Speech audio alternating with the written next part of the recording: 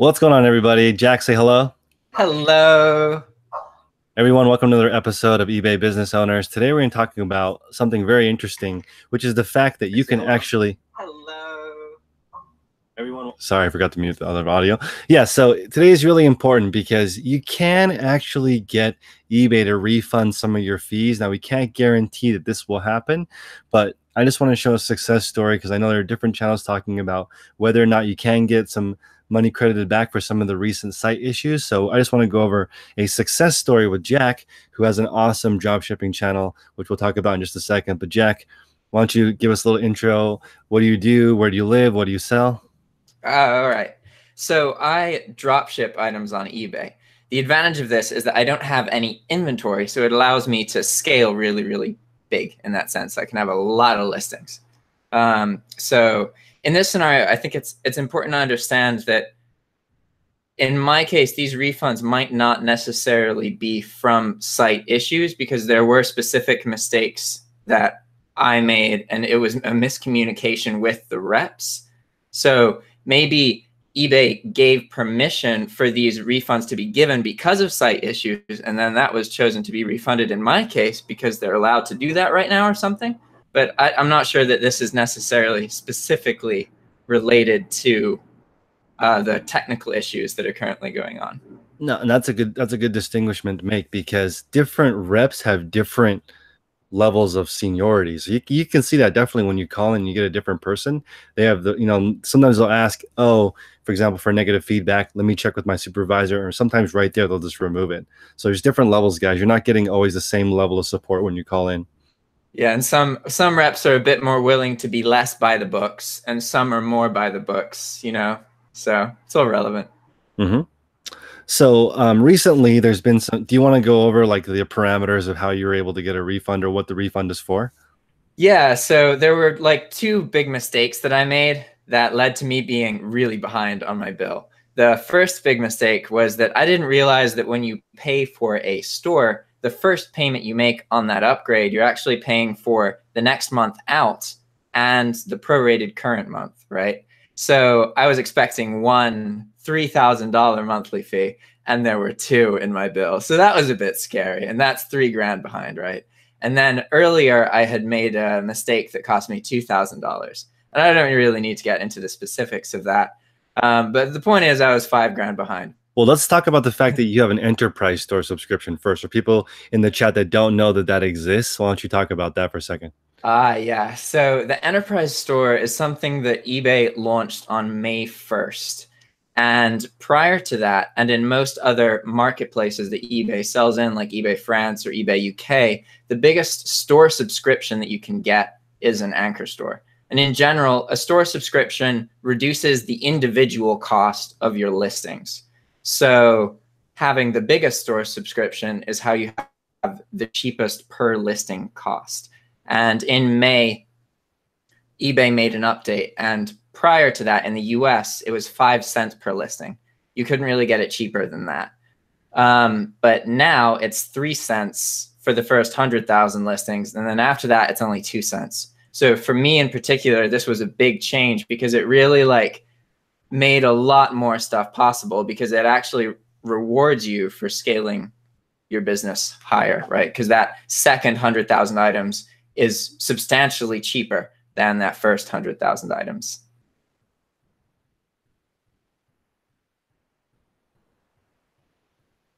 Yeah, and this is a good opportunity, guys. If you have questions about drop shipping, Jack is our resident drop shipping expert in my group. So everyone that has questions, we always direct them towards Jack. It's a great way to scale maybe some unused listings. It can be used as 100% of your model. It can be part of your model.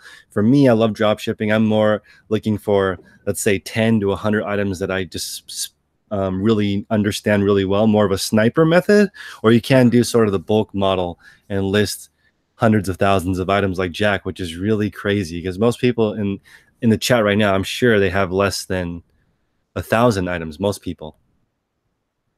Yeah, I forget how many items are in the store sometimes because you get used to a certain range for numbers, and then if it gets bigger, you just get used to that new range, and eventually you completely forgot what the numbers that used to matter to you, right? And Right. so when I hear like 10 or 20,000, to me that doesn't seem like I know for an optimized like dropshipping store or an eBay store, that's huge, like huge, you know? And it's funny because there's this really common misconception that because the store has so many listings, that means there's tons of work. And like that's not necessarily the case. I mean, I'm able to manage the store with one other VA and myself. So it's really not that much work. And also like it's because most of the listings don't sell. So yeah, there's 100,000 listings, but of those, only like tiny fraction of them actually sell. So yeah. And it's important to also bring to light that most people with larger stores have help. Like it's impossible to do all the management and uploading and tracking and information just by yourself as your store grows. You'll see 100,000 listings, I think, would be very difficult without a VA. yeah, in a bulk store, as long as you post clean items, then one person could manage 100,000 item store that's like profitable, but not like tons of work to be profitable in like 4 hours a day if you had proper systems in place. So it's not, there's a lot you can do with it because the main draw of like kind of a more bulk approach is that you can pretty much eliminate the time spent creating the store and you can just recreate a huge store over and over again really easily. And it's honestly much more useful. Like bulk is more useful as a tool for something else that you're interested in. In my case, like it's very useful for YouTube because it supplies me with lots of information and it got me attention on YouTube. So now I have a platform that connects me with other people. And that really, it's definitely not something that has earned me much directly in itself. And I'm talking about the specific kind of dropshipping that I do here because it's really important to understand that there are people who full-time dropship and make loads of money, and that there's tons of people who do that. It's very doable. The way I dropship is not typical. And again, bulk in the way that I do it is often much more useful for kind of a more utility purpose or like for market research or other purposes, if that makes sense. Joseph in the chat just sent a $5 super chat. Thank you. And he said that he finished your Udemy course last night. Oh, that's crazy. That's awesome, man. I feel bad because I've been meaning to go through it, and there's specifically a section about virtual assistants. And I want to offer people the ability to do an interview on the YouTube channel and talk about what they want. And then the idea is that there's somebody in the audience who reaches out to them and then they have a direct link. Because I really think that with VAs, if you can get that kind of relationship where it's more personal and there's not that platform that's being paid in the middle, then I believe that you get better results. Obviously, that's not a guarantee, but it's something that I really want to look more into. I agree with that. Also, everyone in the chat, if you guys are hanging out, please hit the like button. But we also want to reach out and let you guys know you can be on our shows. Like we're not professionally managed by big companies or agencies. We can do whatever we want. If you want to be on the show and talk about what's not working for you or what's working for you, let us know. We'll schedule an interview. You can hop on, talk to everybody. The fastest way to level up is just to share what you are doing. Eric in the chat is asking, if you do drop shipping, are you using all stock photos? Yeah, so that's fun. Yeah, it's 100% stock photos. You get copyright violations and that kind of thing, and you just learn how to avoid them and you remove them. The bigger problems are counterfeit notifications. There's certain companies that instead of claiming copyright, they're going to lie and claim that you're selling a fake version of their item, which isn't actually true. And also, like, a sale never even has taken place at this point usually. But those can take you down pretty fast. And so there's a specific company for anybody listening called GK Hair or Global Keratin. They sell a couple products like beauty products. One of their lines is hair taming solution. And these terms have really screwed with my account before. And it's one specific company that is just kind of abusive of Vero's, eBay's Vero program. So just, For sure. I always ask these of all of my guests. So, Jack, what does your eBay business look like when it's done? Or is there such a thing as like an ideal when it's done shape? So there was a period of time where I wasn't sure if I could like properly monetize the kind of bulk that I do. that definitely has changed, and I understand that it's just a matter of figuring it out. It's like a known unknown, if that makes sense. Mm-hmm. Um, so for a while, it was about making that profitable, and it definitely to a point where I experienced a lot of people saying that it's stupid and that it's I'm dumb and crazy and that kind of thing, and that just made me really want to like be like, just you wait, just you know what I mean, like have that kind of fight backness to it. But now,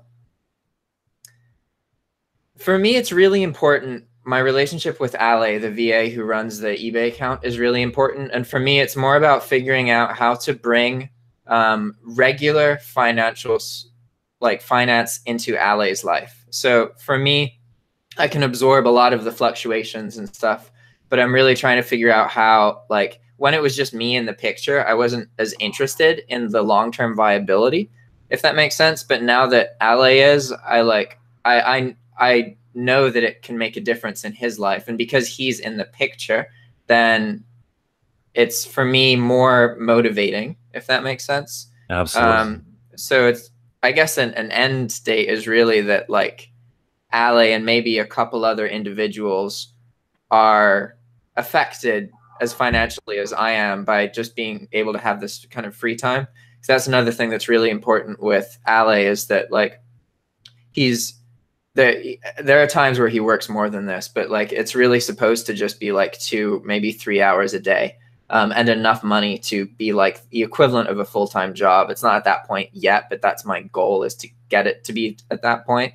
One thing that's important to note here is that he's very much like, this isn't just some random VA. Like he's actively interested in drop shipping. He likes learning about the business, and he applies things and gives advice to me and assigns me tasks sometimes. And it's a really, really beneficial relationship. I think you just touched on something very, very cool. If you can provide sustenance and a job and an income for somebody else, that's incredible. Like, and my lister in person, he needs X amount of money per week to sustain his lifestyle. And it pushes me to always have that much stuff ready for him, and to have, my shit together so that I can actually help this guy, make enough money to do it. And it's a very cool, because he is a wedding photographer. So if you guys are looking for photographers, I put up an ad saying, I'm not going to show you how to take pictures like this. These are what the pictures look like. You have to already know how to take pictures like this, or you can't work for me because I don't have time. And he's like, I'm a wedding photographer. I can take pictures way better than you. And there we go. So it's like not too difficult. He's like, inanimate objects are much easier than things that are moving. The lighting is continuous, right? So you can build the right job for him. For him, like he can even adjust to his lifestyle. So for example, he likes to work whenever he wants. He likes having that flexibility. He also likes having enough money for marijuana, since it's legal here. So he has to be able to smoke at work and work whenever he wants. It's very important for him to have independence. So I've actually created that environment for him. Eventually, on a previous call today, I was talking to someone, and they said that their ultimate eBay business is when they have a 2-car garage. That's where the business is run, and they rent out the house to Airbnbers. And Airbnbers would never need the garage. And I was like, dang, that is a really smart idea. So I was thinking about that with James, and he's like, yeah, you could just give me the garage door opener, and I could go in there and do it. Like that's a thing. So I was like, wow, that's incredible. You could have like a business inside of a business for Airbnb, and that's a really cool way to leverage 2 different kinds of purposes. Yeah, they're symbiotic, I think. Symbiotic, that's right. That's the word, right? And then there are some cases where that's with 2. Sometimes you can have like 3 or 4 different things that all line up. That's why I really like having a YouTube channel and courses, because you don't even have to know anything about the subject to start. You can just start making YouTube videos, and then you build an audience, and then eventually the act of making those videos educates you. So then you can make a course about it. And then it just is so symbiotic. And as you maintain your YouTube channel, then people can get free information there, or they can support you and get paid information. But it's like pretty much the same stuff.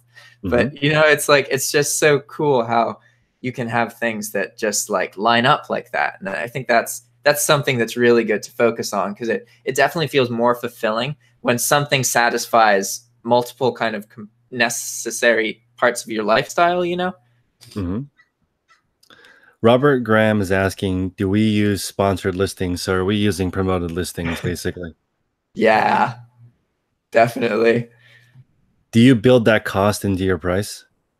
I do a lot of experimenting and messing around. So I have to get the cost of my items, I take my Walmart cost plus $6, because most items have shipping fee, because I sell cheaper items, right?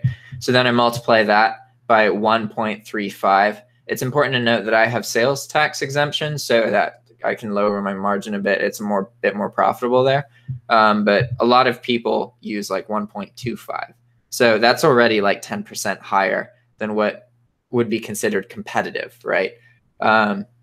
So that's just how I've always priced things. And now I am getting more heavily into promoted listings, because I'm trying to understand more about, when I get nervous about something, that's probably a good indication that most of the competition feels fairly similar. And that is kind of an indication that there's potential for opportunity, if that makes sense. And so with promoted listings in this case, I just started doing a whole 10% wide campaign. And that's probably what I'm going to be doing with my bulk account moving forward, because what I'm trying to focus on is more heavily incentivizing eBay to benefit from this than myself necessarily. That's something that this just taught me, because like last year I made them way more money than I earned myself. And because of that, I just got off on something. Like they just gave me $6,700. That was life changing. Like that email just relieved so many. I don't even know how to explain it. It was like, in my head, I had viewed that I had made this, I paid for this information and it was worth it. And I knew that, but it was like, man, well now I gotta push and figure stuff out now. Right. And then it just, boom, just gone. This is such an important point, guys. If you do a good job, you pay eBay a lot of money, and then once in a while you ask them to throw you a bone, you're much more likely than if you're, being caught like trying to do a transaction outside of eBay to save $10, and you get all these things on your account where, it's just, if you pay eBay thousands of dollars of fees, they want to keep you on the platform. This is one question that popped up with Eric. He's saying, how do you prove the copyrights and Veros don't get your account suspended and banned? That definitely, there's some seniority based in there. Like, for example, here's a brand that's commonly counterfeited. It's like Montclair. They make like fancy outerwear. And if you get caught selling a counterfeit, or they suspect you have a counterfeit, it's basically an instantaneous suspension. You're going to get like a minimum 3-day slap on the wrist. Yep. The fourth, first counterfeit is immediate 3-day. Right. Then there's like a 7-day or a 10-day. I don't remember. It's a mid-tier. Then there's 30-day, and then it's ban. Right. So it's like there are certain brands that you're immediately going to get hit. And as you learn and navigate your way around eBay, you're going to start selling stuff that's less risky. And that's why I like selling pre-owned stuff, because there's hardly any issues with Vero or complaints on, and I also like using my own photos, but it's not required. There I want to say millions of stores that only use stock photos. Yeah, loads of them. It's definitely like one of those cases where sometimes the phrase, it's better to ask for forgiveness than permission, can be quite relevant in entrepreneurship. Yep. As long as you're not doing anything illegal, of course. Right. Newspews is asking, how many VAs do you use? I have one VA.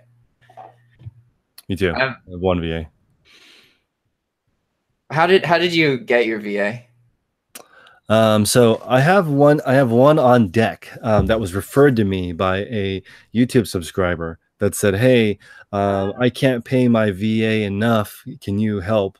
Because I don't want them to work with anybody else, just me and you. And I said, okay. And then for a while they were editing my my listings and improving them. So they were going in, adjusting the titles, rearranging the photos, telling me if a listing was broken, and I would go back and fix it, until that person in my audience actually grew large enough to take all that person's work back. which is great. So then now they have one full-time person working for just them, but I have a person doing graphic design. I also have a real in the US assistant helping me with social media stuff now. But I do think that I would love to have enough work for 2 or 3 VAs because I just like the idea of a small team. Yeah, I think it's more fun. I gotta say, from living in I lived in Nicaragua for 9 months, and this is a place where a lot of the cost of living is really low. So you get a sense of the conditions that people who are okay earning $3 or $4 an hour live with, right? And for me, it was really an eye-opening experience because in Nicaragua, for somebody my age, earning $500 or $600 a month meant that you'd played your cards right and that you were being responsible and that you were more well off than most people. And it really opened my mind to the fact that we really do have an opportunity as entrepreneurs to make huge, huge differences in the lives of people in these countries where the cost of living is low. And like, you know, it's not saying that it's just for benefit. They often are really, really, really great workers, but it's important to understand that there are cases where paying somebody $3 an hour is a really good wage. And I did not used to think that. The second I heard somebody say that about an hourly rate, I would get frustrated. I was like, you can't do that to somebody. But now that I've lived in a country like that, and like I lived with locals and I made friends, and I understand that it's completely different. Like you really can give somebody an amazing job. So the VA that I have that I hired on Upwork.com is in Pakistan.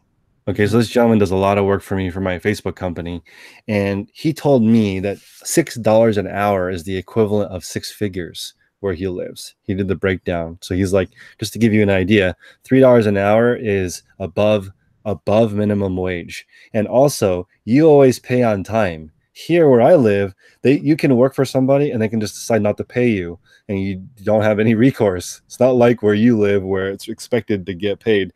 So he actually owns a home and I pay him for something an hour. He owns a home in Pakistan and he pretends like he rents it. So he's not like being robbed by his friends and stuff. So it's not easy. And his biggest expenses, he pays $170 a month for internet access. Like it's not easy to get internets in some places. So, you know, that's why I think if you that's have probably almost equal to his rent. That's insane. When you look at it's hard to not be grateful if you have VAs or people working with you, because it's just like there's some of their situations you're totally changing their lives. Yeah, as long as you're talking to them and actually getting to know them, because there's a whole lot of VAs out there who are used to being treated crappily and they don't expect much from people. They don't. So you have to navigate through that. Better Call Sally is asking, does the new algorithm help or hurt drop shippers? It hurts them. Well, in the sense that it forces things to change. Like eBay is actively trying to make sure that physical eBay sellers listings show up before potentially drop shipped listings. That's something that eBay is, and I think that's smart, really, that it makes sense to prioritize people who are more likely to provide higher quality customer service, because that's ultimately what eBay's problem with drop shippers is that it's the rate of cancellations for out of stocks. And you essentially have to learn to misdirect orders in order to exist as a drop shipper. So that inherently means that you can't always be honest with your cancellation rate. So that produces a lot of sketchiness as well. And it's complicated for sure. Absolutely.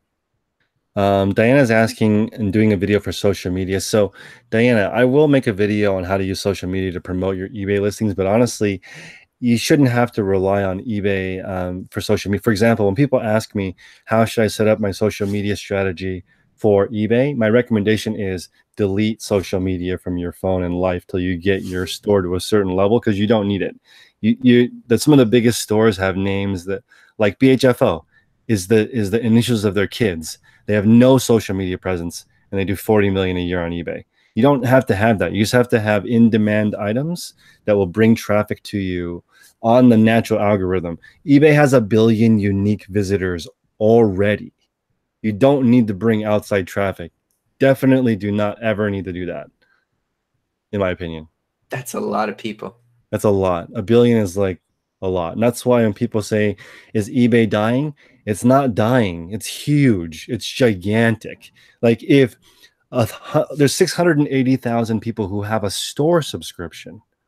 Right, we're talking when the people that you're interacting with on social media is just a few hundred people. That doesn't affect eBay at all. It's such like it's so big. It's so hard to comprehend. Like, and I've had the pleasure of going to the headquarters. There's so many people involved with every single decision. I'm surprised anything gets done at all. There's 14,000 people. They don't have any physical products, guys. All they talk about is how to adjust the platform. And I think with that many chefs in the kitchen, it's really hard to have any initiative go through. It's definitely an issue. Yeah, I can't even imagine you would need to know so much about the internal kind of structure and have some sense of the personalities that are present in order to be able to sense anything about it, you know? Yeah, I know it's just so big. Eric is asking, is it possible to outsource listing to a VA? Yes, you could just upload upload photographs into a shared folder like Dropbox or Google Photos and a spreadsheet of basic information. And listing is about 40 cents is the average rate for a lister. I paid 70 cents for a lister to do it really, really, really well. The only issue is that I prefer doing listing in person because you get more defects and flaws and stuff notated when it's done in person versus a VA overseas. But again, it's like triple as expensive. And also, not only is it triple as expensive, it came up in the chat that you're feeling that perhaps you're not paying a fair wage and exploiting somebody outside of the country. Paying somebody in the US $15 an hour is exploiting them more than in another country, in my opinion, because it's so much more expensive to live here. Yeah. Yeah, it really depends on their location. It depends on their location.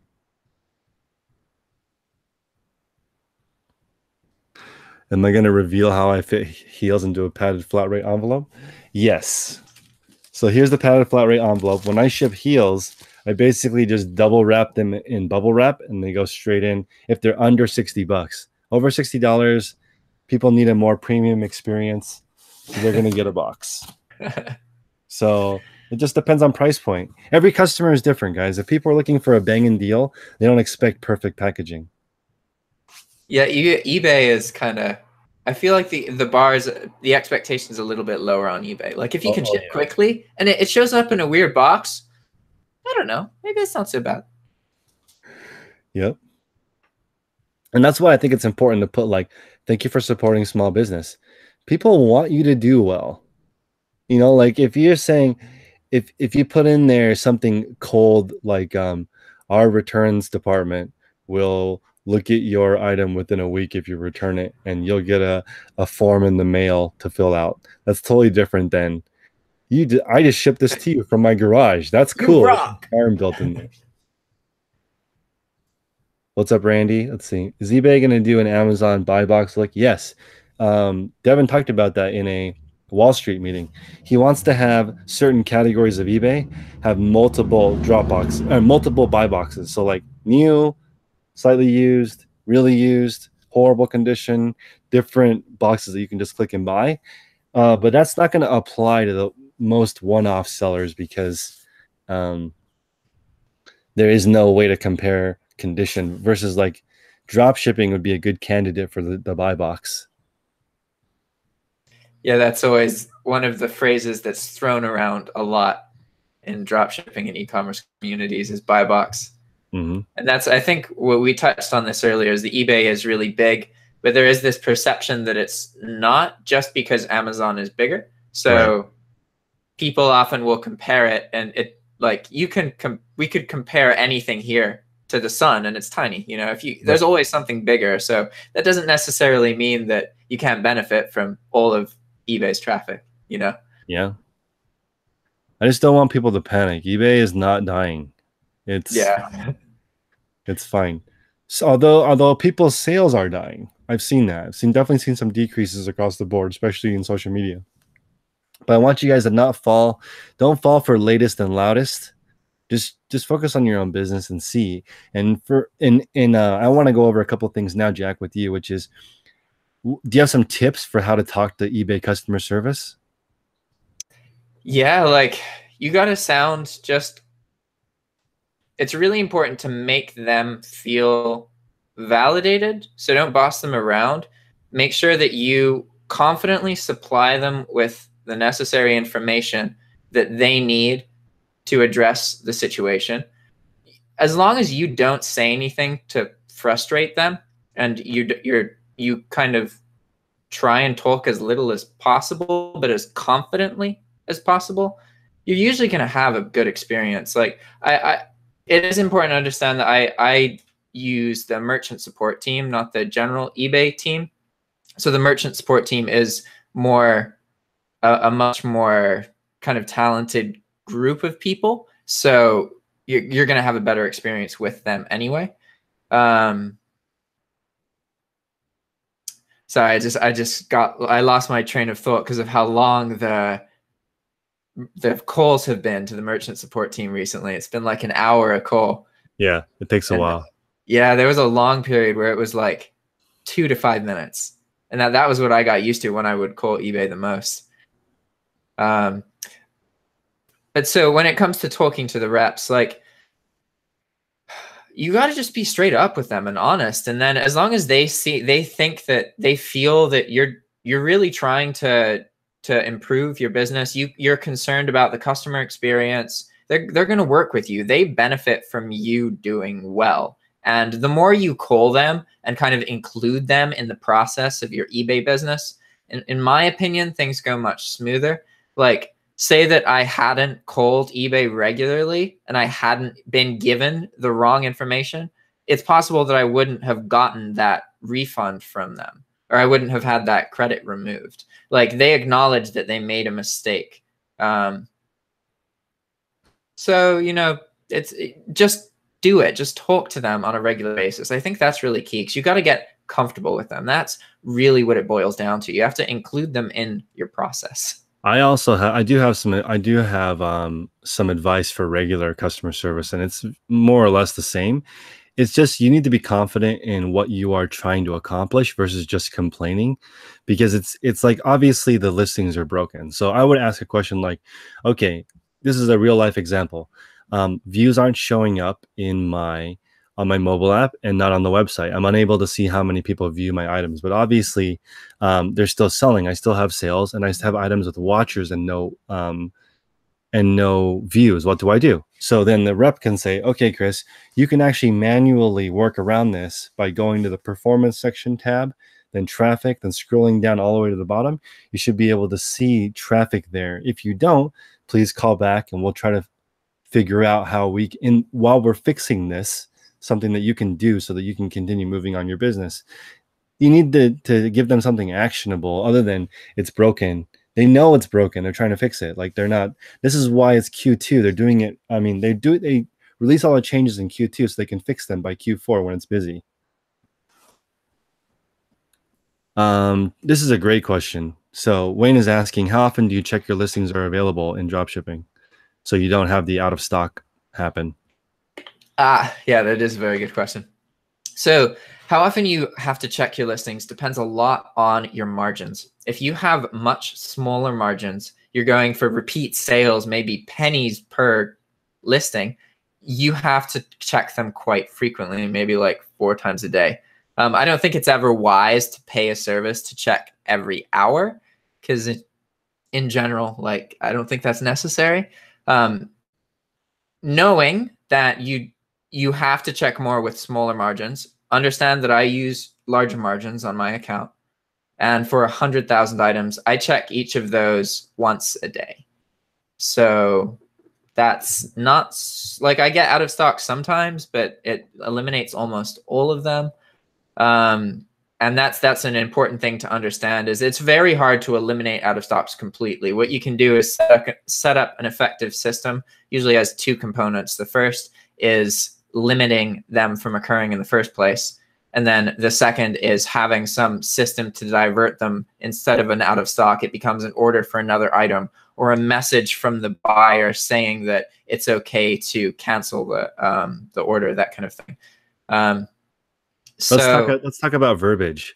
So that's you were to sell a hat that's not in stock. How do you deal with it? I would say, hey there, I've made a mistake with this listing. And that's all that I would say about that. And then I would say, I take full responsibility for this mistake. I would like to offer you any other item in my store priced at usually $10 more than what they paid for as a replacement. Alternatively, I can issue you a full refund. Let me know what you prefer. My verbiage is, I apologize for my mistake. I was preparing your item for shipment, but it is damaged or lost. Would you like to cancel and get a full refund? So I'm hoping for a yes or no answer. But again, you can word it however you like. You're trying to get them to be the person that cancels it, so you can select that option. Yeah. I will say that, like, almost every single person picks the refund for what it's worth. And I have had situations where eBay reps have been like, because you're offering something that is like, you're pretty much not making any profit on the sale if they want another item. And to reps, it looks better that you're like, hey, I made this mistake. Here's something I'm trying to do for you, or you can get the refund. Because that's why I try not to say anything about what actually happened, because there are some reps who, if they just read one sentence about a cancellation or whatever, then that's what it counts as, you know. And ultimately, you know, it's not, it doesn't really matter. You just have to be communicating with your buyer some way. That's really what's most important. Absolutely. It would be cool if eBay gave a partial refund for not being able to see the views. I understand the partial refund, but what would they partially refund? The listing fee? Like, what are you guys asking for the refund part? Like, because it's not. I've heard of people recently who are getting 2 months worth of store subscription fees, kind of not like given to them, but taken off of their billing. That's why I mentioned that earlier. I think it's possible. This is just based on some things people have told me, but I think it's possible that eBay is acknowledging stuff is going on, and they're giving their departments the option of doing some form of credit in scenarios that they normally wouldn't, to make up for this. Because there's been a few other reports from people of scenarios similar to mine where they got 2 free months of fees credited. So the distinction here is that didn't automatically happen to me. It was very much like I contacted the billing department. So if your bill ever goes past due on eBay, you should always, immediately upon past due, you should send an email to resolve, RESOLVE, at ebay.com, and just state the situation. They are almost always going to be able to do something. And the things that they can do range from like giving you 30 extra days before your account gets suspended, or 60 extra days, or setting up some kind of payment plan, or in my case, just removing my past due status, making my account current, and giving me $6,700 in credit fees, which blew my mind. Like, it completely blew my mind. I was not expecting that at all. So it's worth checking that out if you ever get past due. It's important to understand that if your account is not past due, they cannot do anything. I literally sent the same email and I was like, hey, my bill's about to post. I'm not going to make it for these reasons. And they were like, please pay the bill. And then it was past due. And I was like, hey, I didn't make my bill. This happened. And everything else was identical. And then huge response. So just useful information. And guys, it's so important to track your fees. You were able to get back $6,600 of hard-earned money. Tina, the sole advisor in the chat, was able to get $1,500 back in June. I haven't reconciled my June fees yet to see if it matches. I've already paid and I already have it internally, but I haven't looked at the bill to see if it's the same because it's on auto pay. But I'll go and see. One thing that I am a little bit worried about is promoted listings. So as you know, on the items that I am doing, guys, that are replenishable, I'm paying the max rate of what I consider recommended plus 1% for promoted listings. Plus, I'm the cheapest one. Okay, so I'm trying to rank higher, and I'm essentially breaking even or making $1 on these items so that I can get the rank up. And once the rank is up, I will turn off promoted listings and I'll raise my price a couple bucks. And so it's important when you're doing that to make sure you're not bleeding too much, so you can get to that next level. But I really want replenishables because I want you guys to all write this down. Well, first, I want you to hit the like button, but then I want you to write this part down, which is we all have the same amount of hours each week. So in theory, if you're just trading your time for hours, you never get paid more. So I want you guys to create systems and products that you can, for example, one replenishable this week. Next week, you get another replenishable. Now you have two replenishable. So you did the same amount of work, but you're making more money. That's really, really, really important if you guys ever want to take some time off of eBay, unless you want to continuously just buy and sell the same amount of items for the rest of your life.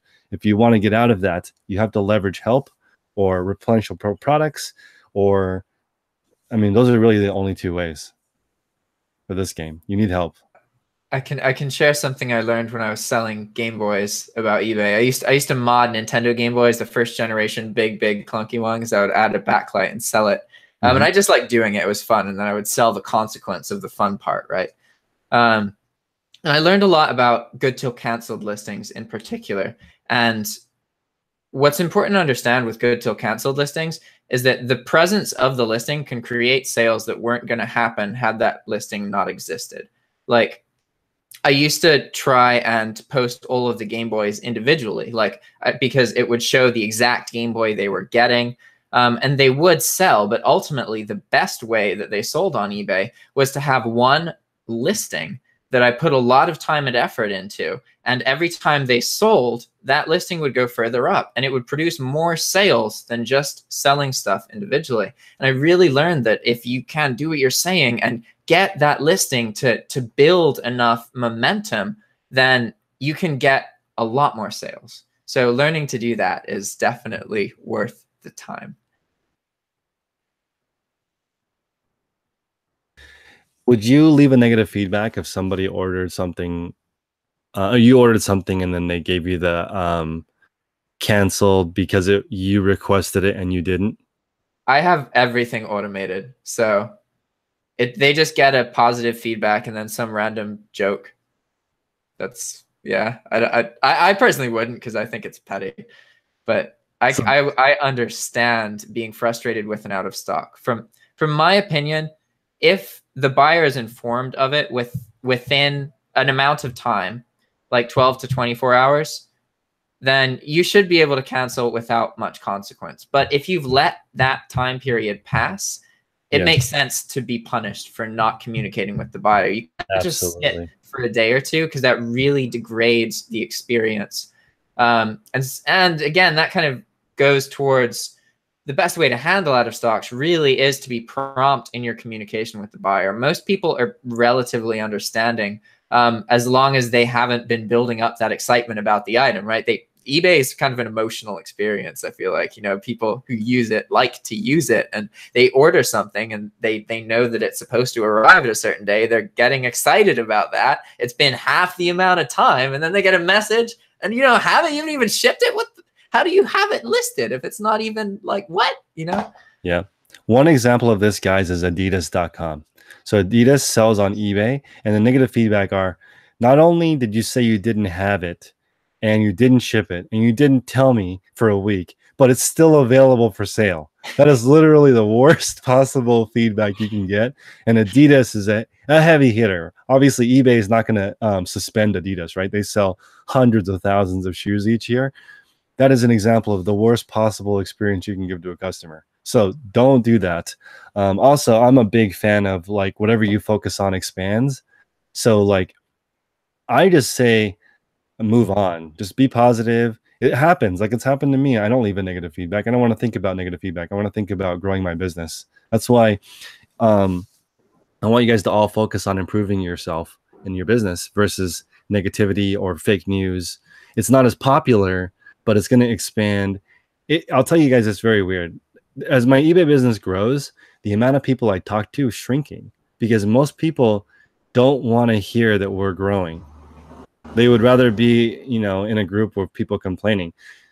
So I don't know. It's getting a lot quieter as I grow, it is what it is. Traveling fixes that, I feel like, Yeah. Keep calling eBay until they remove the negative feedback. That is totally true. You get a different rep, different reason. As long as you did your best. And I've found since I turned on free returns, they're extremely lenient. So now I did get the negative feedback, which I should have left up. It was I sold a cat scratcher, and the guy put he left the negative feedback because his cat didn't like it. That's amazing. And I responded, cat satisfaction not guaranteed. That was my reply. I should have left it up because that way, I don't know.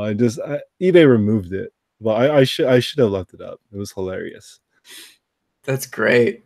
There was a time period. So when you post a lot of listings, you got to pick a template 'cause you don't necessarily know what you're posting. I don't know all of my listings, right? So in order to have them exist without knowing them, you have a template you set up once or twice, and then, it gets reused over and over again. So there was a long period of time where the phrase, shit ships free, shit ships fast, don't like it, send that shit back, was part of my eBay listing in big, big, bold letters. And it was done to like 60,000 listings.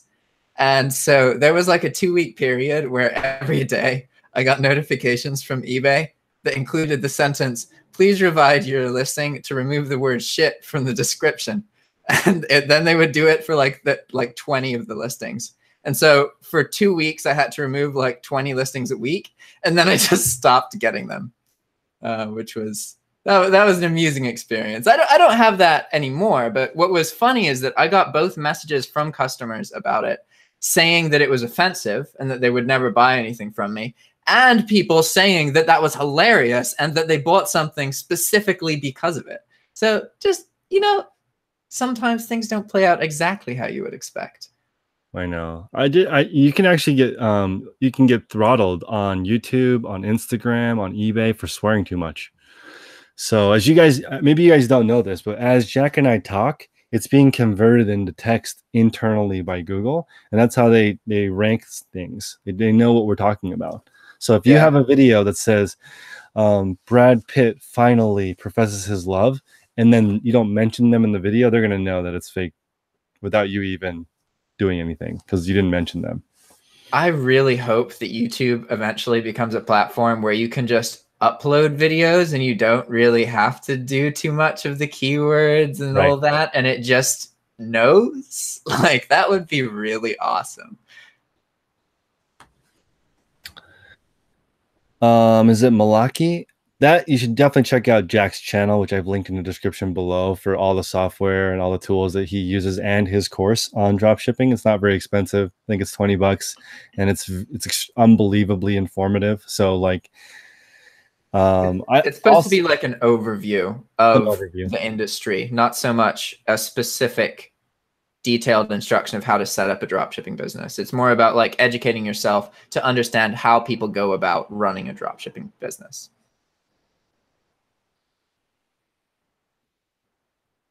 So what Abis is asking, in my opinion, do I go with out of stock option or 30-day for single items? So for me, I use good till canceled, and I have the out of stock option, and I don't leave feedback because I don't want feedback. I want my store to be stealth. I don't want I want people to think that my store is not selling anything and I don't have anything sold. That's the best kind of store for me.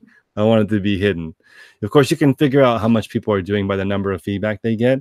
That's why I'm trying to limit it. So I actually don't leave feedback, even though, unless the customer is like, can you please leave me a feedback? I'm just starting my account. Then I will, but otherwise I don't. Yeah. I think that good till canceled saves you time. What do you do, Jack? I have everything that can be automated. So feedback is if the buyer purchases something, they just get good feedback. And I don't really pay much attention to it. A lot of things I find it's better to focus on how to completely separate yourself from things instead of like being emotionally affected by some of the events that happen. With eBay, like feedback is a very good example of this, because ultimately you're going to get negative feedback. You're going to get a ton of people who never give you any feedback. Feedback in general is just filled with things that are likely to frustrate you and not super likely to give you immediate results. So you just have to be careful about what you let yourself think about, because you have to think about like the emotional effect everything has on you, and if it's worth all of that energy when you could just spend half that time working on something else and actually like progressing, you know? For sure. So, guys, everyone, if you don't know, this is Jack, and he has a YouTube channel about drop shipping. So definitely check it out. He provides some of the most informative videos. He's tried every kind of bulk ship, every kind of drop shipping from what I gather, and he likes to share his journey with you guys. I know about almost every kind. I haven't personally tried it, but just because of the position I'm in, where I'm open to communicate, I've had a lot of discussions, and I've lived with individuals who are very much drop shippers, you know. But it is important also, my YouTube channel, like, I don't want it to just be drop shipping. That's not something that I'm going for. It really is more of kind of a reflection of the things that I currently work on in my life. So don't be surprised if there's like a bunch of video game videos, because that's really my solid goal that I need to do, is that I'm doing one video per day about like anything business related or drop shipping related or life related, and then also a let's play, because I want to be a let's player, because ultimately I want to make video games, and having an audience that plays your games and having a game, that's a really good position to be in, you know. So that's just future long term stuff. Anne's asking, we'll take two more questions. Jack, do you ever cross list to Amazon? That's a good question. So Amazon is kind of a different game because of the whole not having PayPal thing in 2 weeks for your cash flow. Amazon's much more of a capital game. And it's also against policy to drop ship there. You can still do it, and it's really profitable. But I don't personally do it. That being said, there are people who earn loads and loads of money through drop shipping on Amazon. It does have much more traffic for that kind of situation than eBay. So it is easier to tap into those sales, and there's a higher barrier of entry because you have to kind of pay everything up front. You get your payments every 2 weeks, whereas with eBay, it's instantaneous once you're approved and everything. So there's a lot of money there for sure. All right, guys. Thank you so much for stopping by. Remember, you can get credits back from eBay. When you call back, be courteous, be professional, explain your situation. I wouldn't call to get your store subscription credited. That's such a poor use of your time, in my opinion, especially if you have less than an anchor store, because it's just use that time to list a few more items and move on, because not every single one of your listings was having an issue, in my opinion. All right, guys. We'll see you later. Thank you. Thanks, Jack. Bye.